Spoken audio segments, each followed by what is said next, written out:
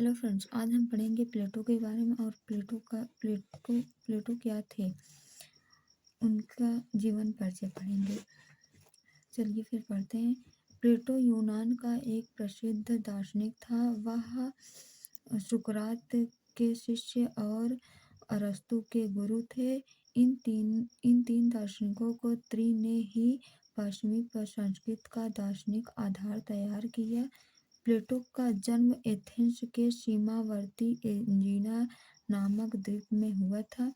जो प्लेटो थे एक महान दार्शनिक थे और ये अरस्तु के गुरु भी थे। इनके गुरु सुकरात थे।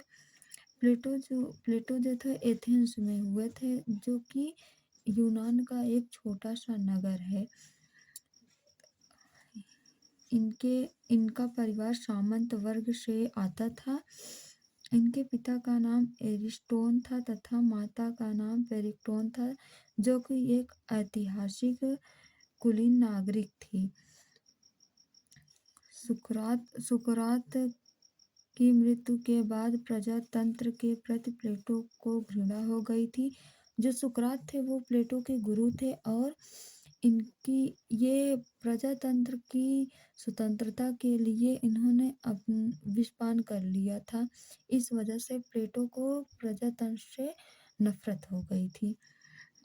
स्थापना पश्चात जगत के सर्वप्रथम सुव्यवस्थित धर्म का जन्म देने वाले प्लेटो ही थे। जो व्यवस्था को धर्म के हिसाब से व्यवस्था को व्यवस्थित रखने वाले प्लेटो ही थे। प्लेटो के समय में कवि को समाज में आदरणीय स्थान प्राप्त था। जो प्लेटो थे इनके समय में जो कवि थे इनको एक आदरणीय स्थान प्राप्त था। उस समय में कवि को उपदेशक, मार्गदर्शक तथा सांस्कृतिक का रक्षक माना जाता। जो कवि थे प्लेटो के समय में उनको मार्गदर्शक सांस्कृतिक रक्षक माना जाता था।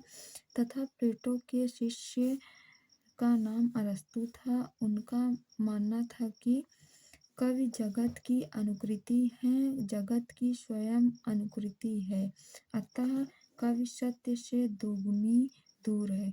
जो इनका अरस्तु का कहना था कि जो कवि हैं वो जगत में रहने वाले व्यक्तियों के भाव को नहीं समझ पाते हैं, ये अपने भाव को बताते हैं। व्यक्ति को मार्गगामी बनाती है, अतः कवि का अनुपयोगी है एवं कवि का महत्व एक मोची से भी कम है। इनके कहने का मतलब जो है, जो कवि हैं वो व्यक्तियों के भाव को अव्यवस्थित रूप से व्यक्त करते हैं। चलिए फिर प्लेटो के सामान्य परिचय के बारे में जान लेते हैं। प्लेटो का जन्म 427 ईसा पूर्व में हुआ था। एथेंस के एक कुलीन परिवार में हुआ था। ये प्राचीन यूनान का अत्यंत प्रभावशाली दार्शनिक थे। इनका वास्तविक नाम एरिस्टोक्लीन था। इनका कंधा चौड़ा होने के कारण सुकरात ने उनका नाम प्लेटो रख दिया था। जो सुकरात थे प्लेटो के एरिस्टोक्लीज के गुरु थे। इन्होंने इनके कंधा चौड़ा होने के कारण इनका नाम प्लेटो रख दिया था, जिसका अरबी में अर्थ है अफलातून। प्लेटो की शिक्षा के बारे में अब हम पढ़ेंगे। चलिए फिर शुरुआती शिक्षा इनकी घर पे ही हुई थी। 20 वर्ष की आयु में सुकरात की तर्क विद्या में प्रभावित होकर उनके शिष्य बन गए थे।